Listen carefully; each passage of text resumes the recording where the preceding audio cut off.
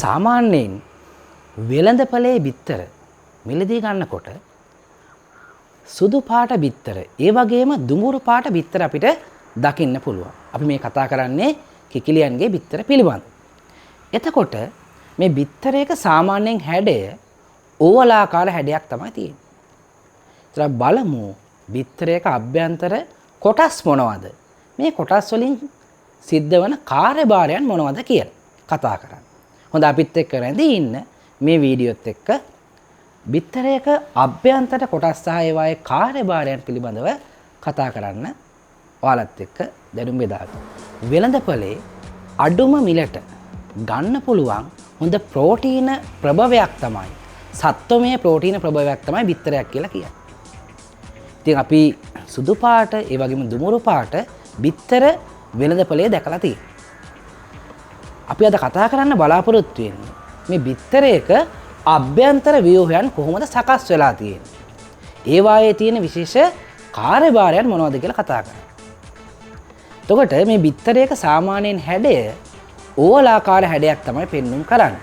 අපි බලමු බිත්තරයක අභ්‍යන්තර කොටස් කොහොමද සකස් වෙලා තියෙන්නේ කියලා. ඔයාලට පේනවා මේ රූප සටහන අනුව බිත්තරයක තියෙන ප්‍රධානම කොටස් ටික තමයි අපි මේ ඇඳලා නම් කරලා තියෙන්නේ. ඉතින් මේ බිත්තරේ බාහිරින්ම අපිට දකින්න පුළුවන් උච්චර්මය කියලා කොටසක්. හැබැයි ඔයාලා මේ බිත්තරයක් බැලුවාම ඔයාලට පේන්නේ බිත්තරේ උඩින්ම බිත්තර කටුව නැත්තම් කවචේ තියෙනවා වගේ. හැබැයි බිත්තර කටුවේ දිලිසෙන ස්වරූපයක් තියෙනවා. මේ දිලිසෙන ස්වරූපය ඇති වෙන්නේ ඊතා තුනී උච්චර්මයක් බිත්තර කටුවට ඉහළින් පිහිටා තිබීම. එතන මේ උච්චර්මයේ තියෙන ප්‍රධානම කාර්යයන් තමයි බිත්තරේ අභ්‍යන්තර කොටස් වලට මේ අවකාශයේ සිටින දිලීර බැක්ටීරියා වගේ සුද්ධ ජීවී කාණ්ඩ ඇතුල් වීමෙන් වළක්වා ගැනීම. ආරක්ෂාවක් සපයන. ඒ වගේම බිත්තරය වියලී යාමෙන් ආරක්ෂා කරගන්නත් උච්චර්මය වැදගත් වෙනවා. ඒතර උච්චර්මයට ඇතුලෙන් බිත්තර කටුව නැත්තම් බිත්තර කවචේ පිහිටලා තියෙනවා. ඒතර මේ බිත්තර කටුව හැදෙන්නේ කැල්සියම් වලින්. ඒ වගේම ඊතා කුඩා සිදුරු සවිවර අවකාශ වලින් තමයි මේ කැල්සියම් පටලය හැදිලා තියෙන්නේ. ඒතර මේ බිත්තර කටුවේ තියෙන ප්‍රධානම කාර්යයන් තමයි බිත්තරයට අවශ්‍ය කරන ආවේනික හැඩය පවත්වා ගැනීම, බිත්තරේ අභ්‍යන්තර කොටස් ආරක්ෂා කිරීම, ඒ වගේම තමයි වායු හුවමාරු සිද්ධ කරන්න දායක වීම. මොකද කහමදේ දැන් අපි සාමාන්‍යයෙන් කන්නේ ෆාම් බිත්තරයක් නිසා මේ ෆාම් බිත්තරවල ජීවයක් රැඳී පවතින්නේ නැහැ. හැබැයි සංසේචනයක් සඳහා බිත්තරයක් සකස් කරනකොට මේ කහමදේ නේද ජීවියෙක් අඩංගු වෙන්න පුළුවන්. බ්‍රූණයක් අඩංගු වෙන්න පුළුවන්. ඒතර මේ බ්‍රූණයා ශ්වසනය කිරීමට වාතය ලබා ගැනීම අවශ්‍ය වෙනවා. අන්න එතෙන්දී බිත්තර කටුව හරහා කාර්යක්ෂම වායු හුවමාරුවක් සිද්ධ කරගන්න එක වැදගත් වෙනවා. හොඳයි. බිත්තර කටුවට ඇතුලෙන් කවච පටලයන් දෙකක් පිහිටලා තියෙනවා. පිටත නැත්නම් බාහිර කවච පටලය. ඒ වගේම අභ්‍යන්තර කවච පටලය කියලා කවච පටල දෙකක් සමන්විත වෙලා තියෙනවා. ඔයාලා බිත්තරයක් තැම්බුවාම බලන්න බිත්තර කටුවේ තුනී සිවියක් වගේ තියෙනවා. ඒ වගේම බිත්තරෙත් ඇලිලා තියෙනවා පොඩි සිවියක්. ඒ සිවි කොටස් දෙක අයින් කරාම අන්න ඒ අයින් වෙන්නේ කවච පටලයන් දෙක. බාහිර සහ අභ්‍යන්තර කවච පටලයන් දෙක. එතකොට මේ කවච පටලයන් වල ප්‍රධාන කාර්යය වෙන්නේ බිත්තරේ අභ්‍යන්තර කොටස් වලට සුද්ධ ජීවීන් ඇතුල් වීම වළක්වා ගැනීම, ආරක්ෂණ ක්‍රියාවලිය. ඒ වගේම මේ කවච පටල දෙක සමන්විත වෙලා සාදනවා වායු කුටීරය නැත්තම් වාතාවකාශය කියලා කොටසක්. බිත්තරයක් තැම්බුවාම අර බිත්තරේ උල කෙලවර නෙමෙයි මොට කෙලවර පැත්තේ පොඩි වලක් වගේ වලගතියක් වගේ තියෙනවා. ඒ තමයි වාතාවකාශයේ තියෙන වායු කුටීරය. සාමාන්‍යයෙන් බිත්තරයක වායු කුටීරය විශාල වෙනවා කියන්නේ ඒ වලගතිය වැඩි කියලා කියන්නේ බිත්තරේ ටිකක් පරණයි කියන එක. එහෙනම් මේ වාතාවකාශය වැදගත් වෙනවා කාර්යක්ෂම බිත්තරේට වායු හුවමාරු සිද්ධ කරන්න, වාතය හොඳින් ගමන් කරවන්න දායක වෙනවා මේ වායු කුටීරය. ඊට ඇතුලෙන් තියෙන ගොඩක් වැදගත්ම කොටසක් බිත්තරේ තියෙන ඇල්බියුමින් ස්තරය නැත්නම් සුදු මදේ කියලා අපි හඳුන්වනවා. මේකේ ප්‍රධාන ස්තර අපිට හතරක් දකින්න පුළුවන්.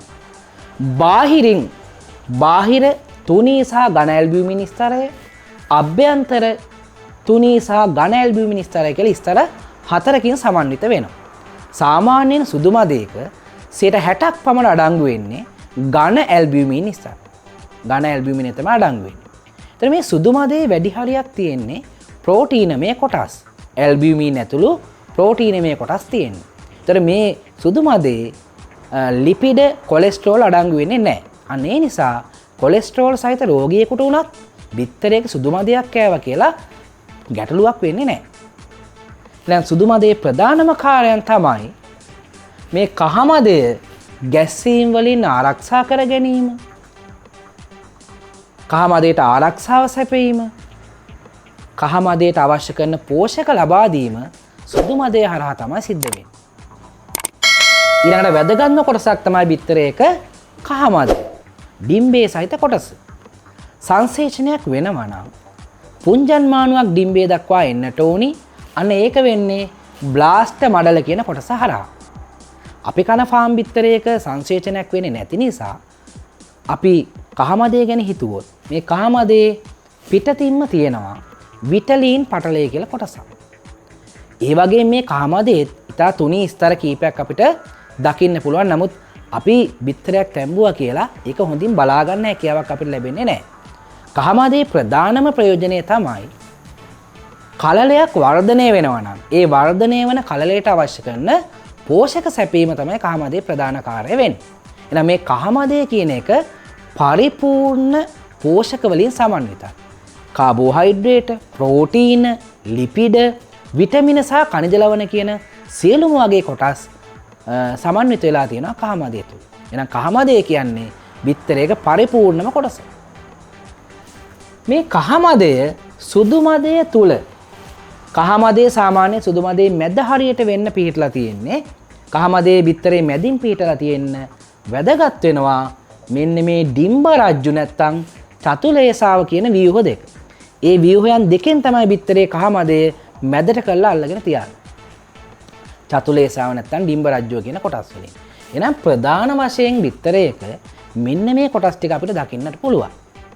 හොඳ අපි මේ වෙනකොට බිත්තරයක අභ්‍යන්තර කොටස් සියල්ලක් කතා කරලා ඉවරයි. ඉතින් බිත්තරයක වැදගත්ම ව්‍යුහයන් කොටස් සාකච්ඡා කිරීම උසස් පෙළ කෘෂි විද්‍යාව සහ ජෛව පද්ධති තාක්ෂණයේදී හදාන දරුවන්ට ගොඩක් වැදගත් වෙනවා.